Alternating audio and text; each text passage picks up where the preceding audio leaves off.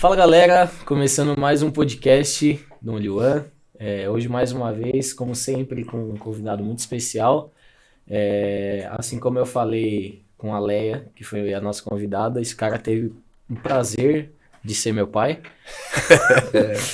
E enfim, estamos aqui com ele hoje, Ademir, ou para alguns, Pastor Ademir, né? Verdade.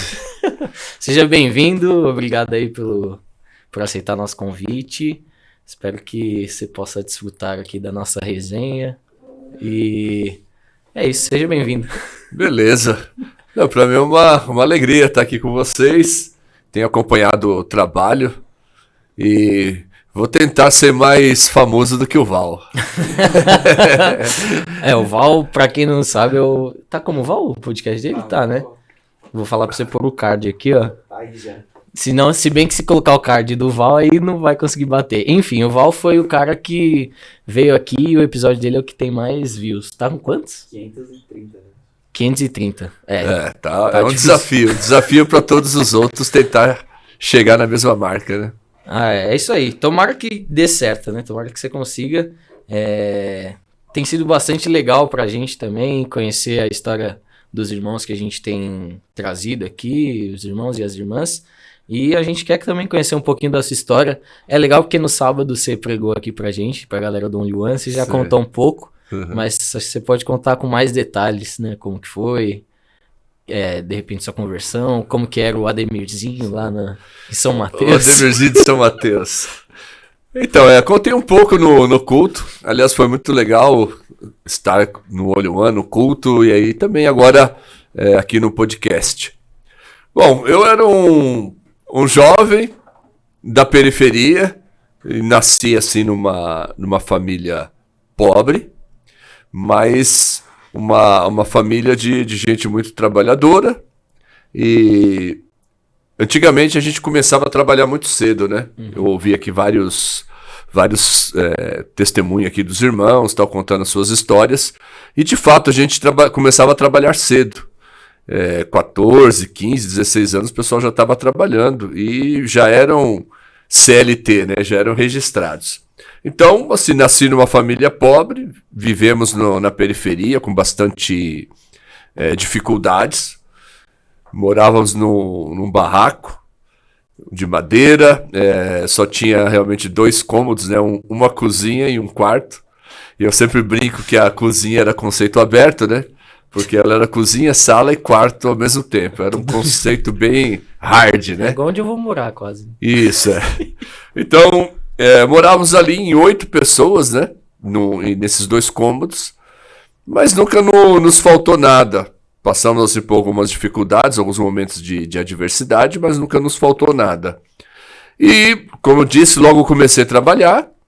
E eu passei a ter para a minha idade, para um jovem da minha idade, eu passei a ter um certo dinheiro no bolso, porque eu trabalhava, e onde eu trabalhei sempre ganhei razoavelmente bem para a minha idade. Então eu comecei a ter as minhas coisas, o que eu queria comprar, eu comprava, dava uma parte daquilo que eu ganhava, eu dava para minha mãe, era um compromisso de todos os filhos, porque Nessa altura do campeonato eu já estava órfão e aconteceu um episódio assim que foi trágico, né, na nossa família. Quando eu estava com 14 anos de idade, eu perdi meu pai. Meu pai foi assassinado ali na quebrada e isso trouxe realmente um trauma, um transtorno, né, para a família como um todo. E aí nós tivemos uma mãe que era mãe e pai ao mesmo tempo.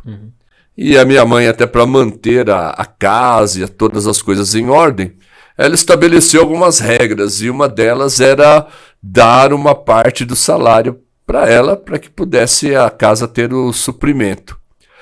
Então, com isso, eu sempre ajudei em casa e, ao mesmo tempo, eu tinha minhas coisas, né? Eu gostava de roupa de marca, contei aqui as histórias, sempre gostei de tênis, enfim, de sapato, tudo que eu usava tinha que estar na moda. Então, esse foi meu estilo. E houve um momento na minha vida que eu cheguei até a fazer um curso de modelo, né? Eu achava que eu podia ser um modelo, fiz alguns desfiles, né, de moda, enfim. Eu estava me enveredando por esta praia. Então, por isso que eu falo que eu tinha assim, muita soberba. Eu tinha orgulho de algumas coisas, tal, por causa de tudo que eu já conseguia muito cedo adquirir. Uhum. Então, fui vivendo desse jeito aí. E quando que você acha que...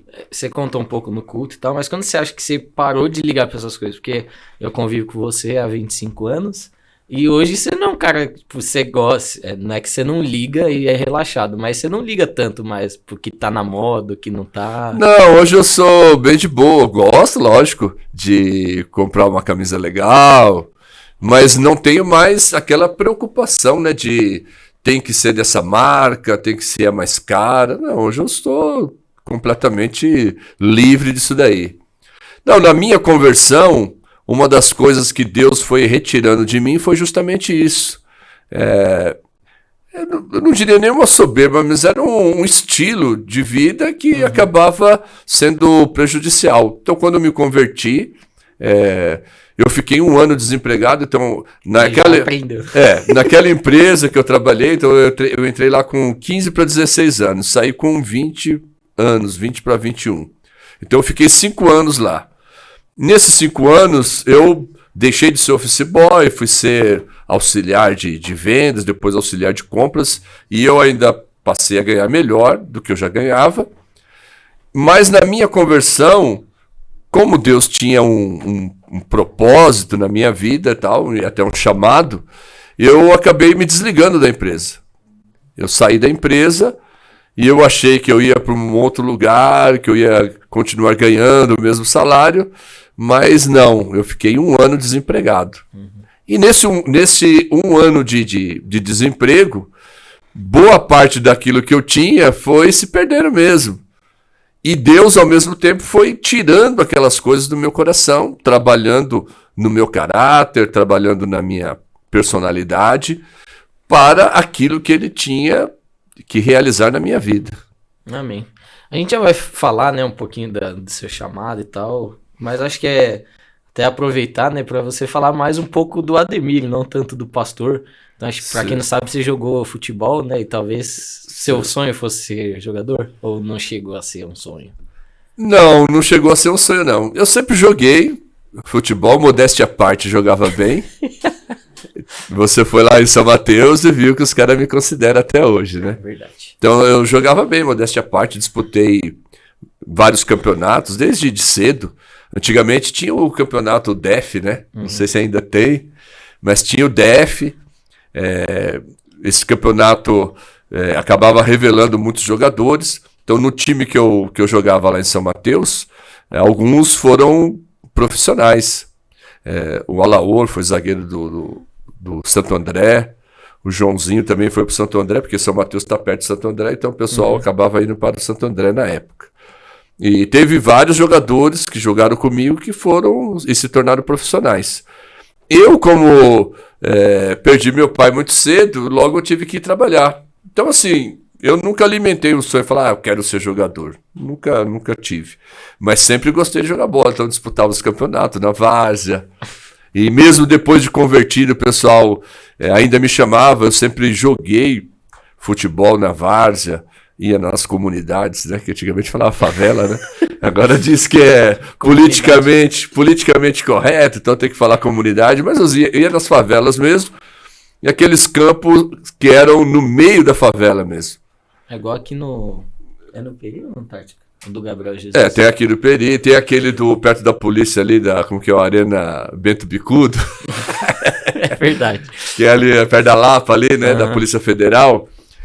Então, geralmente os campos eram assim mesmo, eram no meio de uma favela, de uma comunidade, e o chicote estralava. Então eu sempre joguei, sempre disputei campeonato. O time que eu jogava lá, o Flor da Vila, né, de São Mateus, foi campeão ali no Corinthians do Aricanduva.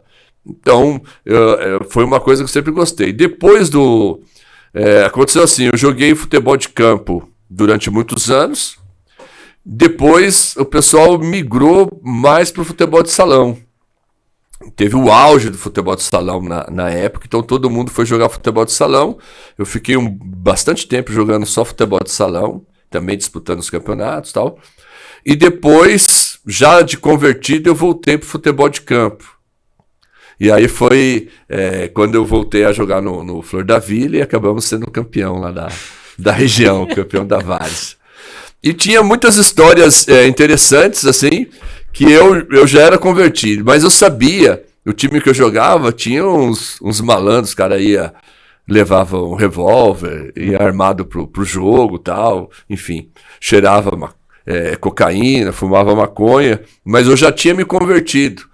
E uma coisa assim que sempre ocorreu comigo é que eu nunca desprezei os amigos que eu tinha. Uhum. Eu sabia fazer uma separação. Então, eles falavam, vai ter um jogo em tal lugar. E eu já era convertido. Eu sabia que se eu fosse no ônibus ou no caminhão, não ia dar certo, porque os caras iam fazendo um monte de farra e arrumavam umas treta também. Então, eu ia de carro no local, jogava, terminava o jogo, eu vim embora. Uhum. E com isso o pessoal manteve sempre aquela consideração por mim, porque eu nunca desprezei os camaradas do futebol, né? Uhum.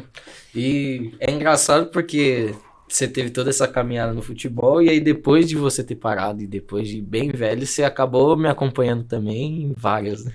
Sim. Aí comecei a levar você, acho que desde 11, 12 anos. Primeiro começou a jogar o futebol de salão no Sassi, né? Do Zé. Esses dias, o Gui, você conhece o Zé, né, Gui? Que os óculos, assim, ó, bem baixinho. Ele me seguiu no Instagram esses dias. Meu primeiro técnico. O Luizão conhece ele também. Então o Zé foi técnico no Sassi. Diz que o Marquinhos também, né? Que hoje é da seleção zagueiro, jogou aí no Sassi. E foi revelado pelo Zé. Então são as histórias que vão acontecendo mesmo dentro do futebol. Eu passei a levar você para vários lugares, né? E disputou vários campeonatos. E eu procurei sempre estar junto, né? Incentivando. Quem sabe era um sonho, entre aspas, que eu não tinha. E meio que projetava isso em você. O que eu achava muito legal é que, e principalmente quando eu decidi parar, assim, né? Que você falou que poderia ser, né? Talvez não tanto, mas poderia ser um sonho que você estava projetando em mim, mas foi muito natural, assim, quando eu falei que não queria mais, eu falei, então tá bom, beleza. Sim. Vida que segue. Eu graças a Deus, sou muito bem resolvido com um monte de coisa. Eu não fico carregando sentimentos, carregando frustrações. Porque se fosse carregar... porque nós caminhamos até ali, né? E se houve uma decisão tua de não continuar, não seria eu que ia ficar carregando, entendeu? Esse trauma, queria tanto que fosse. E muitos pais acabam tendo essa projeção nos filhos, que acaba sendo um sonho dele e não do filho. Não só no futebol, mas em outras áreas também, né? Sim. O pai quer que o filho seja médico, outro quer que seja engenheiro, mas às vezes não é aquilo que o moleque quer. Então é preciso deixar bem à vontade. Eu nunca fiquei encucado com isso daí, não. E é até engraçado, eu tava falando com uma pessoa no GC semana passada, pelo amor de Deus, fala com a minha mãe que eu não quero fazer esse curso e ela quer que eu faça, não sei o quê. E aí é complicado, né? Porque às vezes, é o que você falou, o pai projeta uma coisa no filho, mas nem sempre é o que o filho deseja, é o que o filho vai se dar bem, né? Sim. E aí... os pais precisam ter esse cuidado, né? Eu acho assim, acompanhar, dar forças para aquilo que o menino deseja, o moleque deseja fazer, é legal.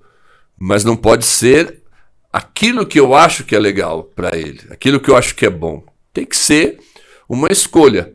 O máximo que os pais podem fazer é dar algumas diretrizes. Então, assim, voltando à questão do futebol, nós caminhamos profissionalmente, vamos falar assim.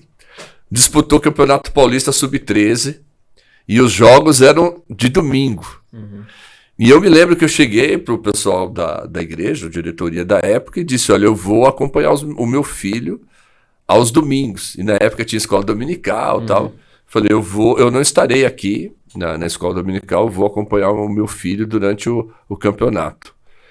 E talvez para alguns isso pode ter sido algo, como assim, o pastor vai ficar acompanhando o filho? Então quero deixar isso como alerta para os pais. Porque eu abri mão de estar aqui na igreja, falei, eu vou acompanhar meu filho, e foi uma benção. Entendeu? Hoje eu vejo você firme na igreja, não ficou com nenhum trauma, tipo, eu queria que o meu pai estivesse lá no campo, eu não estava, queria que o meu... Não, eu estive, a igreja não deixou de existir por causa disso, enfim, e tudo foi bacana. Então os pais não têm que pressionar os filhos para ser aquilo que ele, pai, deseja. Tem que ter essa sabedoria, assim. E, tipo, se tem uma coisa que eu nem posso falar mesmo, nunca, é que você não tá lá. Acho que todos os jogos que eu joguei, você tava lá. Tava lá na torcida. Tem que torcer, o pai tem que estar junto, né? Tem que ser aquele amigo mesmo, presente em todos os momentos, tal, para que o filho se sinta seguro em tudo que ele for fazer. Então, o pai tem que estar presente. E eu... Também, de novo, por ser um pastor, eu procurava assistir aos jogos longe dos outros pais. Porque nessa idade aí também sai muita treta, né? Os pais ficam mais pilhados do que os filhos no campo. Então, lembra no jogo contra a Portuguesa, nós tínhamos perdido no Nacional, né? E depois fomos jogar no campo deles e empatou. Foi um jogão. E saiu uma treta lá, por quê? Porque os pais também ficavam pilhados, e aí brigaram dentro do campo e queriam brigar do lado de fora. Mas eu sempre estava do outro lado, estava assistindo o jogo e não entrava naquela pilha, né? Então... É verdade. E aí, voltando um pouco de assunto, a gente fez esse parênteses, né, do futebol e tal, tanto da sua parte como da minha parte também. Sempre que você relata da sua conversão, algumas coisas, é claro que existe sempre uma transformação diária, mas muitas coisas você parou de imediato, tanto o cigarro, você fumava um baseadinho, ou até essa questão de gostar muito de roupa, cara, e ter esse estilo de vida diferente, tudo foi meio que se converteu e parou. E a gente vê muita gente que tem mais dificuldade, né, que se converte e precisa passar por um processo. O que você acha que... aconteceu no seu caso? Ao longo do tempo eu fui aprendendo a olhar as pessoas com mais misericórdia. Por quê? Porque as coisas da minha vida aconteceram muito rápido. A conversão ela foi muito impactante. E a transformação aconteceu muito rápido. Então eu tinha a tendência de achar que todo mundo tinha que ter essa mudança rápida. Eu não entendia, né? Hoje tento entender por que as pessoas lutam tanto para se livrar de uma coisa que é tão clara, que é prejudicial e tudo mais. Mas hoje eu entendo que há pessoas que são mais presas ao vício. Então, assim, eu joguei o maço de cigarro no primeiro dia, até porque também ser crente, na minha concepção, lá atrás, era uma coisa mais radical mesmo. Era mais, ou é de Deus ou é do mundo. Hoje eu acho que tem muito meio de campo aí que o pessoal fica, né? Dá pra fazer. Fica assim, vou pra cá, não vou. Na minha época, ou era convertido ou não é. Mais ou menos isso. Então, ou eu era crente ou não era. E eu vinha de uma experiência do mundo. Eu até brinco que algumas experiências que eu vivi no mundo, que eu achava o cúmulo do absurdo, por isso que eu me converti e entendi que Deus me perdoou, eu vejo gente hoje que acha até normal, dentro da igreja. Então, a minha transformação foi rápida nesse sentido. Então, cigarro, qual é o benefício que traz? Nenhum. Então, joguei fora. Maconha. Para mim, maconha era uma coisa que estava vinculada às idas nas baladas, às curtições. E a partir do momento que eu me converti, eu larguei. Então, sempre foi muito rápido assim, as mudanças, né? É difícil, né? Porque é o que você falou, tem gente que com o vício tem mais dificuldade, ou com algumas outras coisas tem mais dificuldade, mas eu sou muito parecido com você nessa questão de de às vezes não entender algumas coisas, e ser meio radical, e enfim. Acho que o senhor tem que ter misericórdia mesmo da gente. Não, a gente tem que agir. Eu entendo hoje que algumas pessoas têm lutas maiores. Eu falo assim, eu me converti com 20 anos, então, bom, também não tive tanto tempo de ficar preso a muitas coisas. Então, graças a Deus, por exemplo, cocaína, nunca cheirei. Já vi os caras cheirando na minha frente, mas eu nunca cheirei, graças a Deus. Então, fumava meus baseados. Como Deus me libertou, eu acho assim, não era nem viciado. Eu era porque eu usava, mas Deus me libertou tão rápido que eu entendo que eu nem era preso mesmo naquilo ali. E graças a Deus por isso. O nosso olhar de misericórdia continua, mas eu acho que as pessoas também precisam entender que se aquilo é ruim para a vida, não é questão de religiosidade. É, de saúde. É. Porque quando eu me converti, assim, muitos falavam assim, eu não vou ser crente, meus amigos, né? Agora você é crente, não pode fumar, não pode beber, como se fosse uma coisa boa. E os crentes, que eram mais legalistas, eles pegavam e falavam assim, quando alguém perguntava por que você não fuma? Não fumo porque minha religião não permite. Então era uma visão também equivocada. Então se permitisse, seria fumar? Então, eu não deixei de fumar porque a minha religião não permite. Porque ninguém nunca falou para mim que eu tinha que largar. Meu pastor nunca falou nada para mim. Soube que eu fumava maconha quando eu fui dar testemunho da minha libertação. E nem cigarro, nada. Então, foi algo que o Espírito Santo já fez, né, na vida. Não é questão de religiosidade, né? Não, com certeza. E é o que você falou, né? Se é prejudicial à nossa saúde, não tem por que continuar, né? Vou ficar ali alimentando uma coisa que não tem nada a ver. Não é verdade. E aí você se converteu na Água Rasa, né? Do pastor Pedro. Como que foi o processo do seu chamado? Assim, você estava num culto e aí você sentiu que você ia ser pastor? Ou foi passando, sei lá? Não, o meu chamado ele se deu numa conferência missionária. Tinha um pastor batista, que era da convenção batista mais tradicional, mas ele era um pastor avivado. Ele é um pastor que foi famoso no Brasil nos anos 80 e 90, e hoje ele é falecido, o pastor Edson Queiroz. Ele era da primeira igreja batista de Santo André. Então, o meu amigo fez uma conferência missionária, porque ele era da Assembleia de Deus, e me chamou para a conferência. Eu fui, e ouvindo o pastor Edson Queiroz, ele pegou e fez um apelo para quem que quisesse se entregar ao Senhor para o ministério. E eu senti o chamado naquela conferência. E fui à frente, enfim, oraram por mim e tal. Mas eu também não tinha toda a noção. Quero ser pastor. Eu tinha 20, acho que 21. 20 para 21. Menos já. Eu me converti em 85. Então, eu me converti com 20 anos e quando eu completei 21, eu me batizei. Que foi em maio de 85, eu estava fazendo 21. Antes, um pouco depois do meu batismo, eu recebi um chamado para o ministério. Que eu não compreendia tudo, se eu ia ser pastor ou não. Só me entreguei ao Senhor para ser um obreiro, aquilo que ele quisesse. Aí depois eu fui então, esses meus amigos, o Lupercio e tal, que a gente conta das histórias do seminário. Então eles já faziam seminário. E eles falaram para mim, Ademir, a gente está fazendo seminário e tal. Como que é isso? Não, seminário, treinamento bíblico e tal. E eu peguei e falei, então eu vou estudar.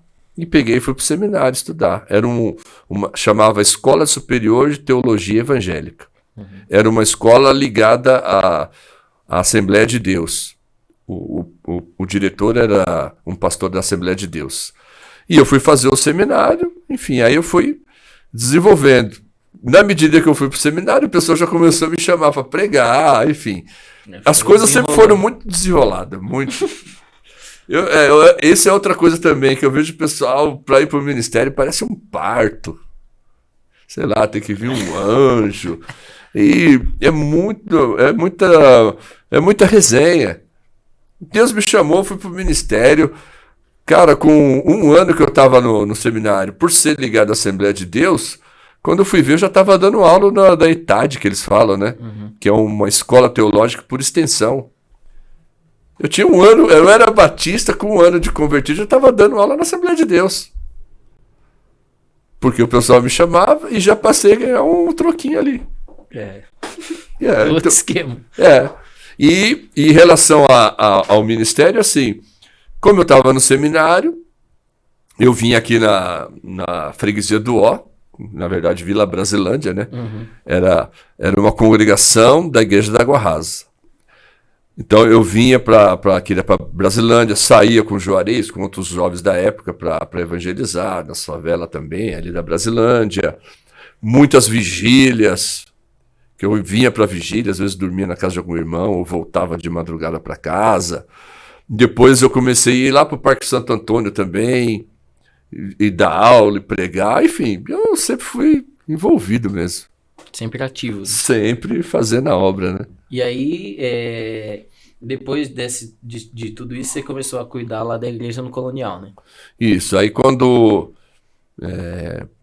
já estava mais ou menos indo para o final do seminário, a Igreja da Água Rasa começou essa congregação no Jardim Colonial. E o Jardim Colonial vamos chamar assim, é da Grande São Mateus, é um bairro dentro de São Mateus.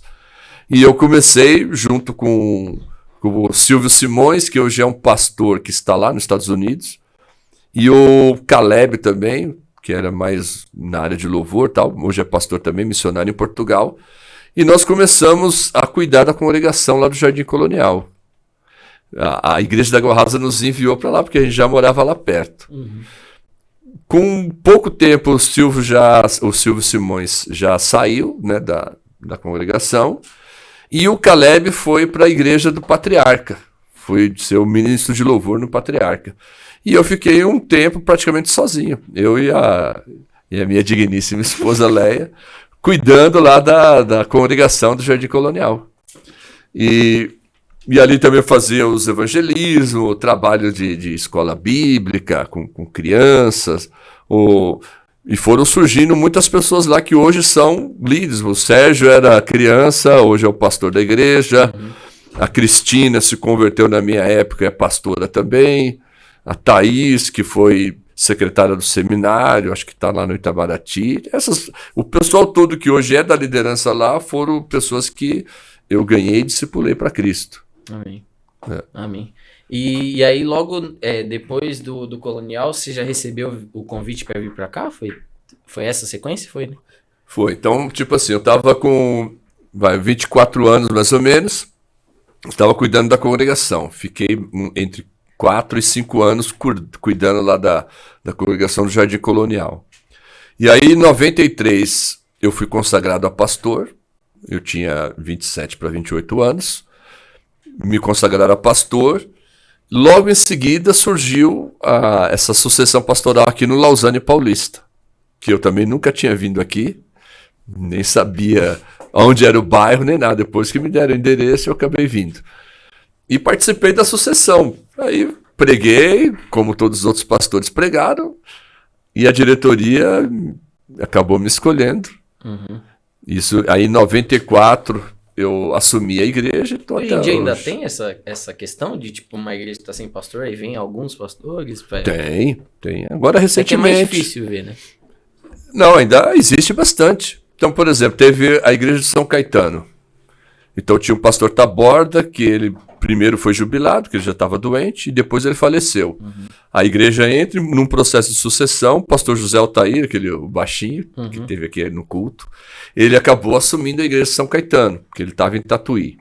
A igreja, agora do Itamaraty, que é ali perto também de São Mateus, né? Do lado. A igreja do Jardim Itamaraty agora convidou o pastor Leandro Silva, que foi um pastor consagrado aqui no Lausanne. Uhum. Então, houve um processo de sucessão. Alguns pastores vão pregar, a diretoria vai escolher alguém. Esperamos que estejam orando, enfim, tudo mais, todo o processo de oração, até que se decida por um pastor. E lá, então, convidaram o pastor Leandro. Então, o processo sucessório existe. E aqui não foi diferente. Vieram alguns pastores que pregaram e a igreja decidiu por me convidar. E aí, segura o B.O., né? Aí eu vim, então, em 94 eu vim para cá e estamos aqui até hoje. Desde então, pode crer. Vamos dar só uma pausa na nossa conversa. Vou falar agora na metade do vídeo, senão eu vou esquecer, o final é pior, né? Então, se você tá assistindo a gente e não é inscrito no canal, já se inscreve. Compartilha também esse vídeo, não precisa assistir até o final para compartilhar, já pode compartilhar, já pode curtir também, não precisa assistir até o final para curtir, já deixa o like, compartilha, siga a gente em todas as redes sociais e também nas plataformas de stream, que a gente tá lá com os áudios, enfim, tudo aqui do podcast você pode acompanhar quando e onde quiser, beleza? E também um recado que não é para vocês, mas é para vocês que estão aqui, tem que pedir a pizza, já pediram? Tô ligado nisso aí. Mas tem que pedir já. E aí, aproveitando, já deixa o telefone aqui da Rainha dos Bancários, que é a melhor pizza da região, fazendo aquele merchan. Não esquece, liga lá, pede sua pizza, fala que você veio da igreja, que eles têm sempre um esquema legal e a pizza é muito boa. Então, voltando, aí você chegou aqui no Lausanne, mas antes de você falar todo o processo aqui no Lausanne e tal, me bateu aqui uma curiosidade. De repente pode até ser que isso que eu vou perguntar tenha acontecido depois de você estar aqui no Lausanne, mas... eu queria saber qual que foi a maior experiência que você já teve com Deus, assim, algo que você fala, meu Deus, isso foi tremendo. Olha, eu tive algumas experiências, né? Mas eu acredito assim, que a maior experiência que eu tive foi quando a gente morava num prédio ali em Santana e eu acordei numa madrugada com muita vontade de orar e eu fui para a sala. E eu comecei a orar, buscar o Senhor e senti que a presença de Deus encheu realmente a sala, era uma madrugada, eu estava lá orando sozinho. Então a presença de Deus encheu aquele lugar. E eu comecei a falar em línguas, comecei a glorificar a Deus, enfim, eu fui cheio mesmo da presença de Deus. E eu vi um anjo. Eu vi um anjo naquele lugar. Não foi algo de olho fechado. Também não foi muitas vezes. Acho que eu nem contei essa experiência. Não fico contando. Tô tipo o apóstolo Paulo, né? Tem coisas que a gente vê que não é nem para ser contado. Mas veio realmente uma presença muito forte de Deus. E um anjo de Deus apareceu naquele lugar. Tinha um rosto como chama de fogo. Então foi uma experiência muito marcante de eu poder contemplar de olhos abertos a presença de um anjo de Deus naquele lugar. E depois tive outras experiências também de visão que Deus me deu a respeito até do galpão, a respeito de muitos pastores que param na caminhada. Então, mas essa experiência com a presença deste anjo, foi uma coisa assim, sobrenatural mesmo, foi tremendo. Eu imagino. Não imagino, na verdade, porque deve ser coisa de louco, você tá de olho aberto ali, vendo. Você é tomado por uma presença santa, aquele poder do Espírito Santo, e você fica glorificando a Deus, e aquela experiência, ela se prolongou por um tempo. De presença mesmo de Deus naquele lugar e vendo aquele anjo ali que estava tipo me contemplando enquanto eu adorava o Senhor, enquanto eu estava louvando o Senhor, eu tinha aquela presença daquele anjo de Deus naquele lugar. Amém. Nossa, sensacional. E voltando quando você chegou aqui na igreja e tal, a igreja era ali perto do Bergamais, lá embaixo, né? Isso, era na Isabel Maria Garcia Parra, aonde hoje é o estacionamento. Então, a igreja era ali, era um templo próprio, mas era bem pequeno, né? Era um templo pequeno, acanhado assim, ainda no fundo a construção não estava inacabada, e foi ali. Mas ali, na verdade, nós ficamos lá com a igreja. Eu vim em janeiro, dia 29 de janeiro, quando foi, acho que em outubro, já tinha mudado. Eu já fui lá para Engenheiro Caetano Alves, onde hoje era um buffet de festa, agora é uma loja de carro lá, né? Que já é bem maior, né? Bem maior. É que eu não lembro, eu era muito pequeno, não lembro muito de lá, mas assim, do tamanho do galpão, o templo em si era do tamanho desse ou não? Lá era um pouco maior. O templo em si era maior. Porque assim, lá não tinha as dependências que nós temos aqui, essa estrutura de salas. Lá não tinha. Quando nós alugamos, era um galpãozão, mas era maior do que esse daqui. Não o galpão todo, mas aonde era feito o culto era maior. E foi um desafio grande, né? Porque se a igreja era bem pequenininha e aí foi para esse galpão maior, faz um desafio financeiro, eu digo, né? Porque provavelmente era mais caro. É bem mais caro. É muito legal o podcast, contar a história da igreja. Então foi um grande desafio. A igreja, ela tinha uma entrada, né, mais ou menos de uns R$900. Porque foi bem na transição. Teve uma unidade real de valor que chamava de URV, que fez a transição, acho que do cruzado novo para o real. Então, as entradas da igreja eram R$900. E nós fomos lá para Engenheiro para pagar um aluguel de 2.300. Nossa, é muito engraçado ouvir esses números hoje em dia. Então, a entrada toda da igreja, os dízimos de oferta, era R$900. E o aluguel custava 2.300. Então, realmente nós fomos pela fé, com a cara e a coragem. E rapidamente Deus foi abençoando. E a igreja experimentou um crescimento extraordinário naquele lugar, né?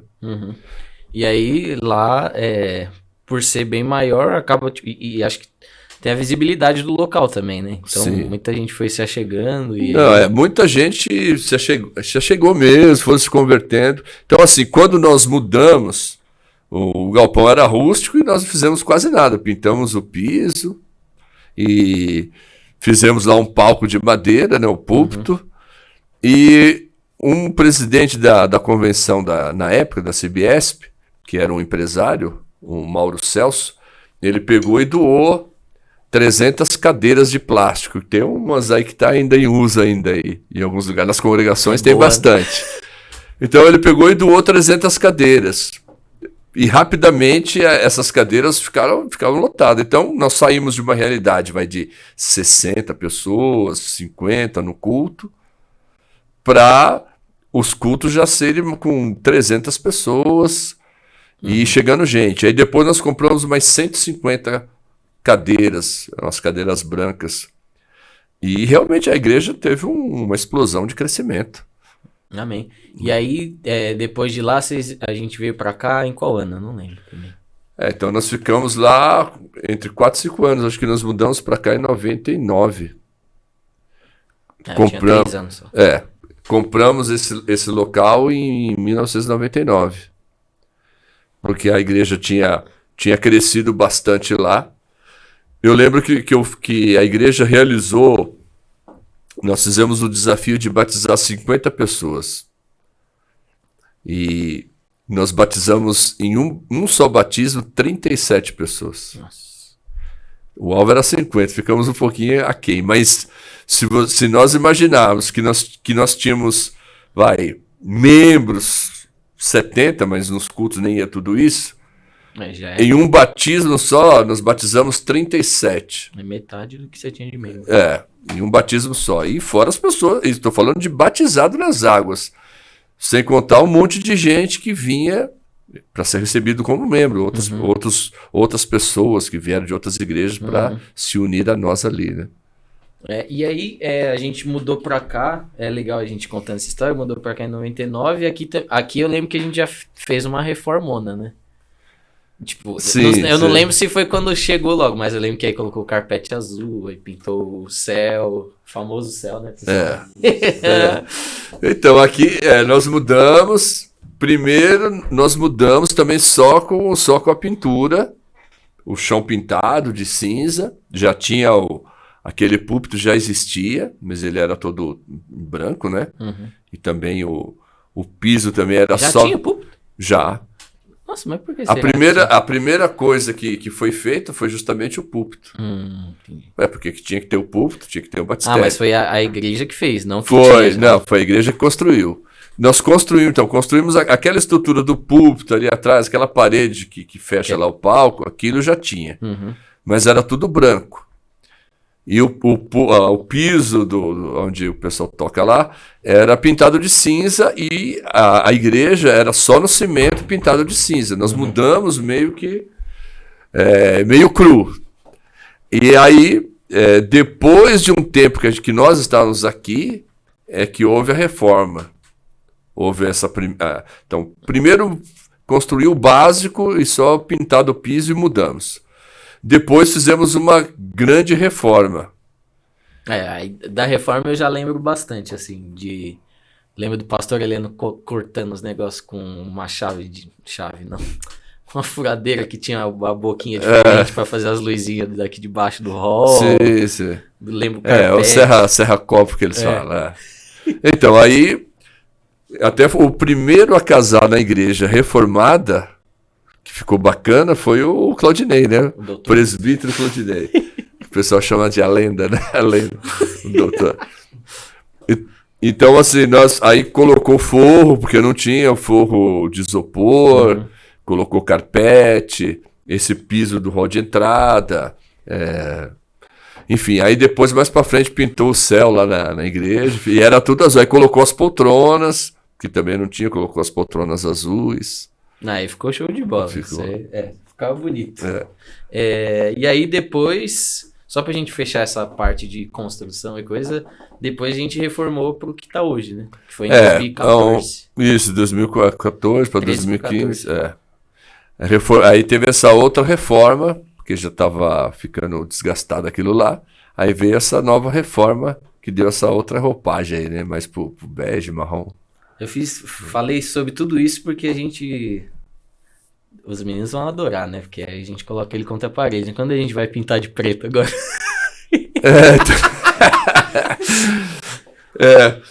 Olha, eu não vejo muito problema nisso daí, não. Conversar com a diretoria, né? Já estão ouvindo aí, vão ouvir, né? Estão pintados de preto. É que assim, eu sonho com uma outra reforma. Eu tenho alguns sonhos que Deus já colocou no meu coração e preciso que o tempo chegue, porque eu não quero fazer nada hoje que amanhã eu tenha que mudar.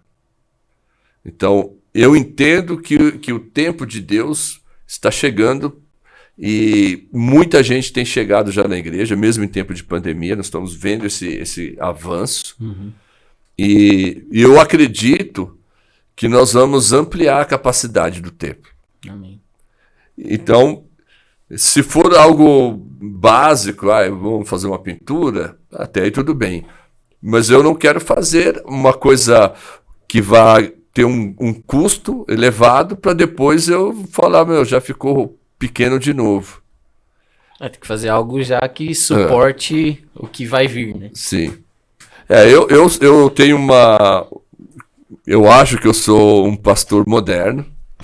Eu não me prendo à estrutura. Tem gente que fica escandalizada. Agora a moda é as igrejas de parede preta e não sei o quê. Para mim é uma cor que pode melhorar numa transmissão, enfim, dar um visual legal. Para mim é tudo uma questão de cor. O que eu não posso negociar é a mensagem do evangelho. Agora, a estética, essas coisas devem melhorar, mudar para melhor. Então eu não sou preso a isso, não. Para mim já tinha pintado já. Não, é show de bola. E como tem sido para você ter visto, né, estar vendo, né, esse avanço, mesmo em tempo de pandemia? A gente está sempre conversando sobre isso e tal. E o que você tem achado? O que o Senhor tem falado no seu coração sobre esse tempo e tal? É um tempo assim de paradoxos. Por quê? Porque eu vejo pastores, amigos meus que faleceram, outros que ficaram doentes, venceram, enfim. Eu vejo a pandemia acontecendo, é grave, é terrível, mas por outro lado eu olho para a obra, para a igreja a qual eu estou pastoreando, E eu vejo a misericórdia de Deus, a bondade de Deus em tudo. E, na verdade, a igreja, na pandemia, ela avançou. Uhum. Ela foi desafiada a se reinventar. E eu vejo tudo isso como o agir de Deus. Então, eu preciso enxergar o que Deus está fazendo. Em meio a esse caos, em meio a essa pandemia, enxergar as novidades de Deus.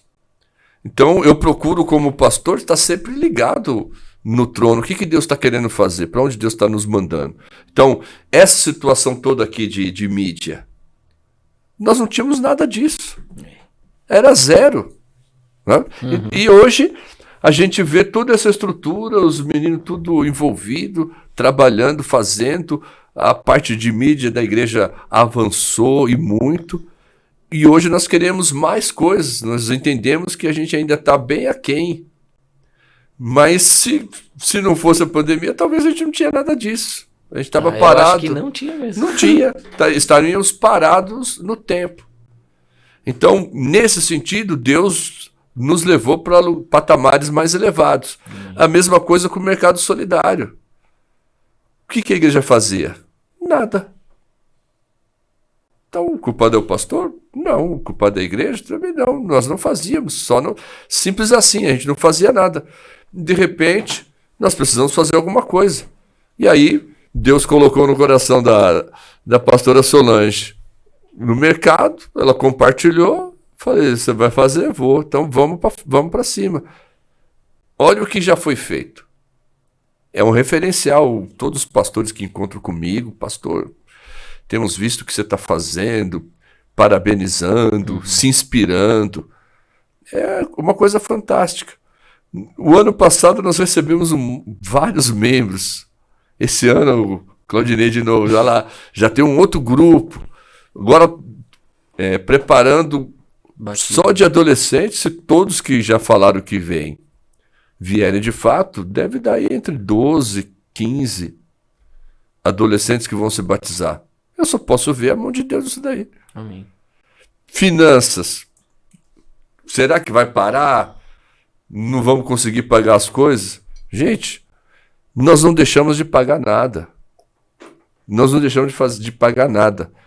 Pelo contrário, nós começamos a fazer programa de rádio. Então, no meio da pandemia, mídia social, mercado solidário, programa de rádio, tudo no meio da pandemia. E Deus não deixou faltar nenhum recurso. Amém. Tudo aconteceu. Então, eu só posso glorificar Deus porque a boa mão do Senhor esteve sobre nós, não nos faltou nada. Amém. E nesse mesmo tema assim, de expansão e de avançar e tal, eu queria que você falasse pra gente qual que é a sua visão pro futuro, o que você imagina para a igreja e imagina da igreja daqui, sei lá, 2, 3 anos, enfim. Eu tenho muitos sonhos e tenho aquilo que eu chamo de visão, porque foi algo que Deus realmente deu. E sonhos são vários, mas visão é uma coisa mais específica. Nós precisamos comprar o galpão, ou sei lá. Dá um jeito. Ou um aluguel mais estendido, porque o sonho é expandir, aumentar a igreja. Então, ou vamos para o fundo, ou nós vamos para dentro do galpão. Nós vamos duplicar. Eu tenho como sonho e visão aumentar o espaço da igreja. Não é só uma questão de capacidade de público, ainda que isso também seja importante, mas é uma questão de jamais pararmos de trabalhar, jamais pararmos de sonhar. Então, hoje, o palco, para tudo que a gente sonha fazer, se tornou pequeno. Você é músico, está lá, os meninos da mídia não conseguem se movimentar. Então, ficou pequeno. Quando tem uma coreografia, não tem espaço. Então, o espaço da igreja, para tudo que a gente sonha, ficou pequeno. Uhum. E isso é Deus que está fazendo. O culto eu poderia fazer 4 cultos no domingos? E aí daria para comportar? Poderia. Mas essa limitação, principalmente do palco ali, não tem mais como ficar desse jeito. Então, eu tenho que fazer um palco gigante, ter várias coisas, câmeras, entendeu? Mais profissional do que já que permita uma mobilidade sem o pessoal ter que ficar atropelando as pessoas, ou passando na frente, enfim. São muitas coisas que o sonho para a igreja, e creio que é o sonho de Deus. E aumentar também a capacidade. Então, por exemplo, nós trouxemos o Hernandes Dias Lopes, foi no meio da pandemia. E a igreja ficou lotada, e eu tive que parar porque não tinha mais por onde colocar. Eu entendo que se não fosse pandemia e eu tivesse 800 lugares, ia ter 800 pessoas. Eu não tenho dúvida disso daí, né? Então, eu creio naquilo que Deus pode fazer. Então, esse é o sonho para a igreja, criarmos essa estrutura maior, não só para ter mais a capacidade, mas também para que toda a parte de louvor, de iluminação, de transmissão seja melhorado. Amém, amém. O pessoal mandou aqui umas perguntas do Instagram, e aí... Vocês pediram a pizza já? Você vê a minha preocupação, né? Na época dela, só pra você não esquecer. Vamos lá. A primeira pergunta que fizeram é: qual é a maior necessidade da geração de hoje em dia? Qual que você acha que é a maior necessidade? Da geração, eu entendo que a maior necessidade seja firmeza. Firmeza na fé, firmeza na palavra. Me parece assim uma geração que é muito mimimi, assim, né? Eu acho que não é nem só questão da galera da igreja em si, que eu também concordo que falta, de repente, firmeza e constância, eu acho que é a palavra, mas acho que até a galera, assim, de fora também, né? Tipo, o pessoal não tem firmeza numa opinião. Sim. É que eu vejo, assim, que é uma questão da própria formação. Então, todos nós, o Feijão teve aqui, o Val, nós viemos de uma estrutura familiar que era mais cascuda. Entendeu? O meu pai não queria ficar falando para mim que eu tinha que ficar só estudando e tal.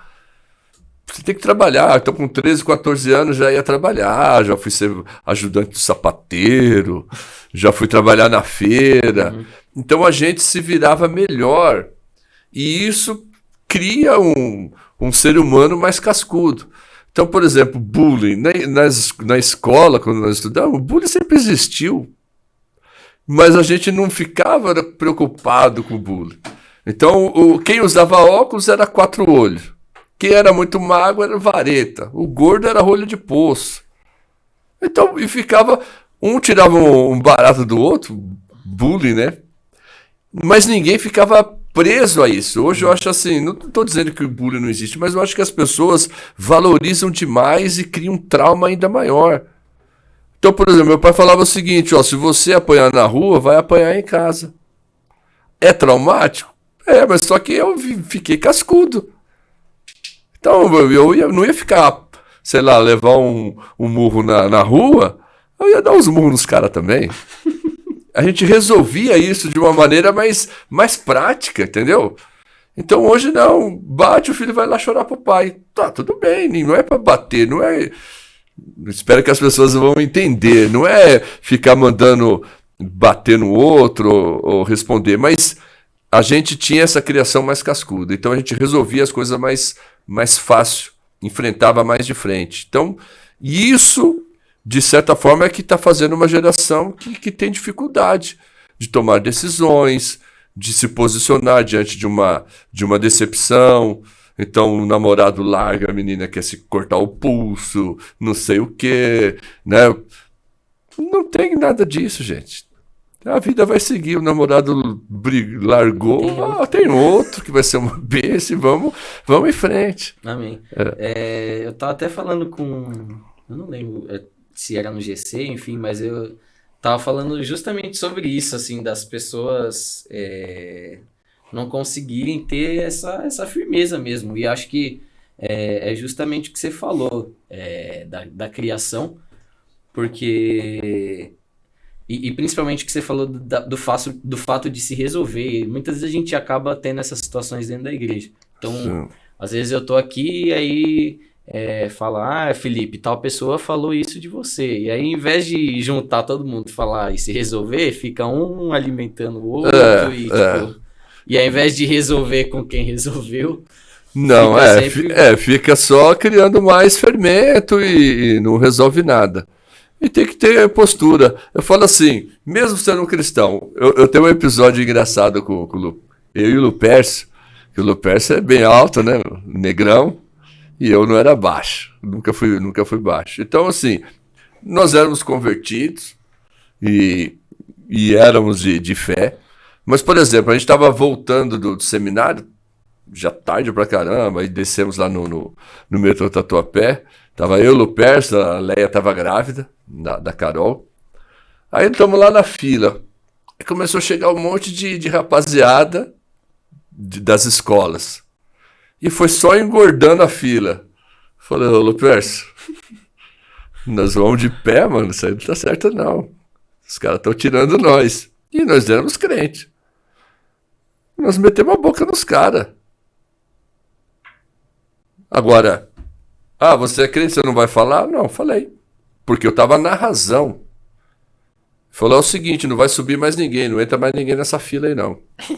Foi eu, Lupercio, lá, meter uma mão no ferro do ônibus e vocês vão esperar nós entrar. Entramos, sentamos, os caras sentaram lá, ficaram meio, né, meu, olhando de rabo de olho, tá tudo certo, filho. Entendeu? Agora eu vou ficar lá esperando, todo mundo entra na fila e vou ficar aqui. Aí tava com a mulher grávida, hein? A minha esposa grávida, eu lá na fila esperando já. Tipo assim, tinha umas 20 pessoas, eu ia sentar sossegado. Mas vai chegando o moleque, trocando ideia e tirando, porque a gente andava com a Bíblia na mão, entendeu? Os crentes eram mais raiz também, né? Então andava com a Bíblia na mão, os caras ficavam olhando e falaram, vamos tirar. Não vai tirar. Não deixamos não, os caras ficaram lá quieto. E já era. Firmeza e postura. Tem a postura. A segunda pergunta que fizeram é: qual foi a maior dificuldade no início da sua caminhada como pastor? Como pastor, assim,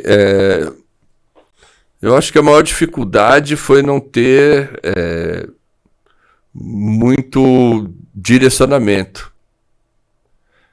Porque assim, muitas coisas que eu aprendi e hoje tento ensinar, aprendi meio na marra mesmo.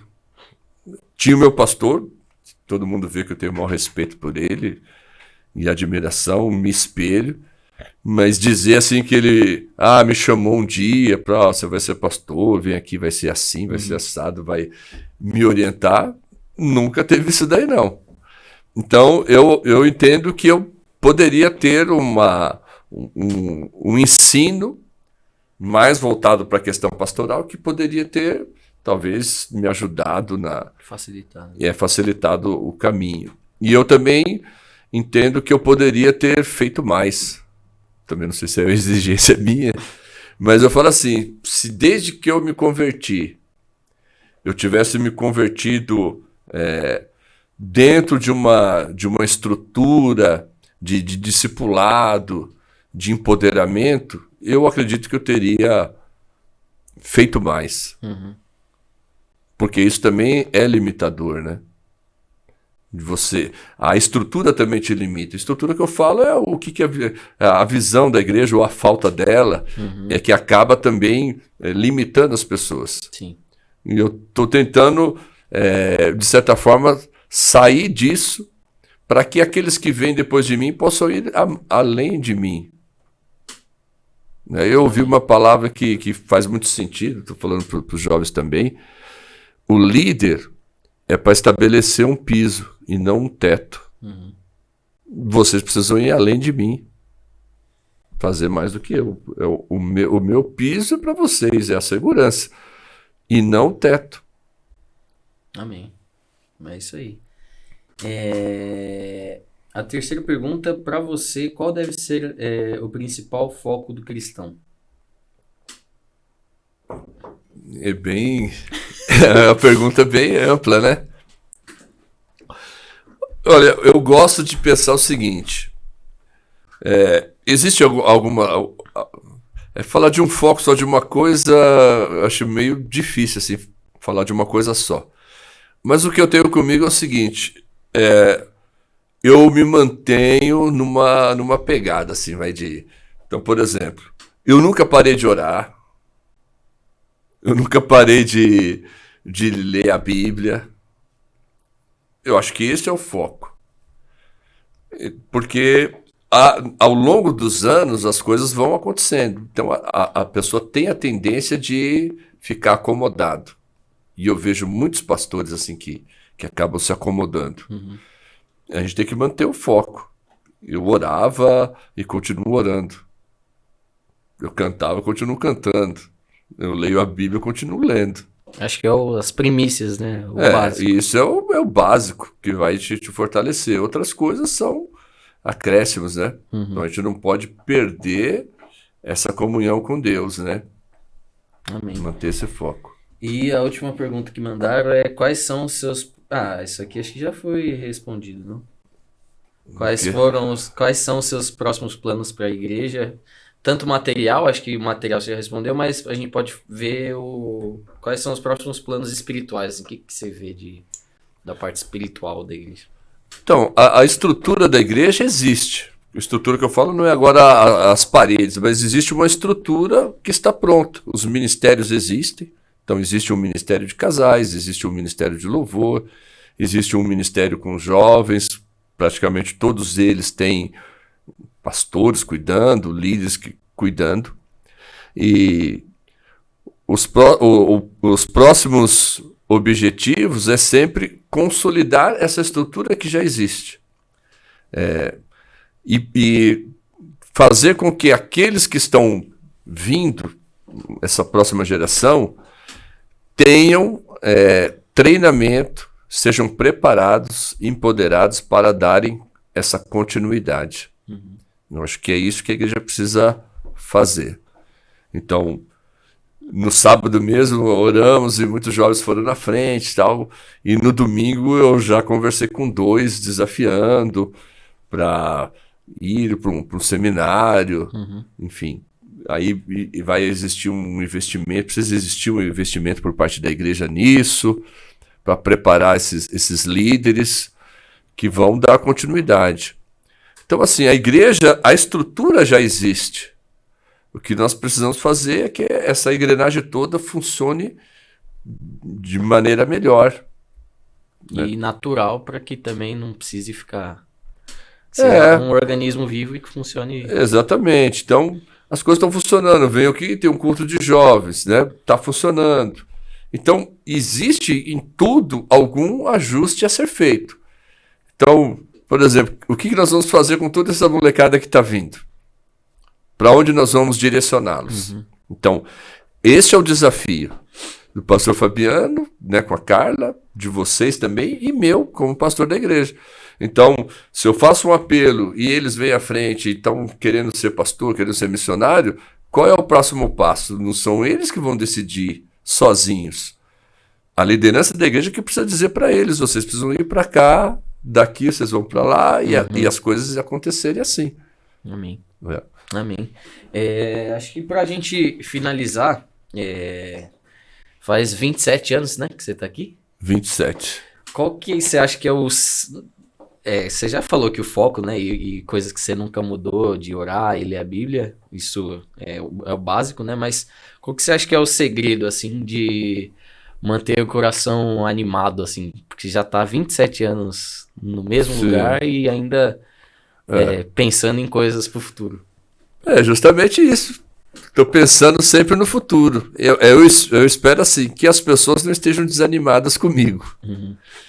E eu me mantenho animado, porque isso é o poder do Espírito Santo mesmo na nossa vida. Eu sou um pastor que as pessoas dificilmente vão ouvir de mim não para alguma coisa. É difícil. Então, geralmente, as pessoas que têm algum desejo, algum sonho de fazer algo, vai ouvir da minha parte o sim. Então, eu me mantenho animado, por quê? Porque eu estou sonhando coisas. Eu estou sempre pensando em coisas. Então, eu poderia ser um pastor que aos 57 anos de idade, 27 anos na mesma igreja, eu poderia estar pensando em, sei lá, me aposentar, não me arriscar mais, porque há muitas coisas que a gente faz, eu faço como pastor, que eu me arrisco. Eu me arrisco. Aluguei o galpão, eu me arrisco. Para comprar, eu vou me arriscar. Para aumentar o espaço, é correr risco. Mas eu estou disposto a correr esses riscos em Deus. Não é porque eu vou viver perigosamente. Então, esses sonhos, esta visão que Deus nos dá, é o que nos mantém animado. Então, há muitos pastores que não querem correr esse risco, porque é trabalhoso, tem lutas, tem adversidade, mas no meu caso, eu me mantenho animado por causa desses sonhos que eu tenho. Eu continuo sonhando. Então, eu sonho, para mim a igreja pode ser pintada de preto, pode ter iluminação, pode ter câmeras profissionais. Então, eu não parei aqui. É uma estrutura, tá legal, tá acontecendo, tá, mas eu não acho que é o fim. Eu acho que isso aqui é um começo sempre. Então tem muito espaço para crescer, para avançar. E este é o meu sonho, por isso que eu me mantenho animado ainda. Amém, amém, glória a Deus. E para finalizar, fazia tempo que eu não fazia isso, mas você quer deixar algum conselho, alguma palavra aí para quem estiver ouvindo? Enfim, um momento. Você já falou bastante, mas agora é o seu momento, sem uma pergunta específica. Sim. Bom, talvez alguns pastores vão ouvir.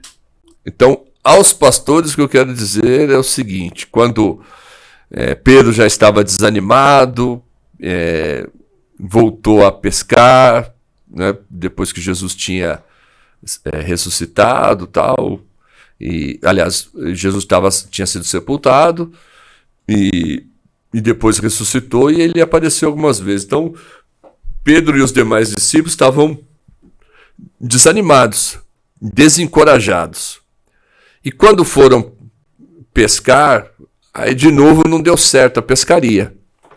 E na aparição de Jesus, ele pegou e mandou os discípulos lançarem as redes. Então era uma repetição, na verdade, do que Jesus já tinha dito lá atrás. Então, às vezes, as pessoas ficam esperando que haja uma nova coisa acontecendo, uma outra palavra revelada, alguma coisa do outro mundo. Mas, na verdade, o Cristo ressurreto apareceu e falou a mesma coisa, lança a rede.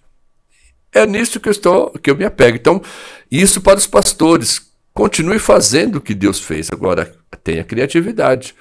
Antigamente usava a rede, mas hoje o pessoal está pescando de outra maneira. Então não pode ficar parado fazendo as mesmas coisas, querendo novos resultados, porque não vai acontecer.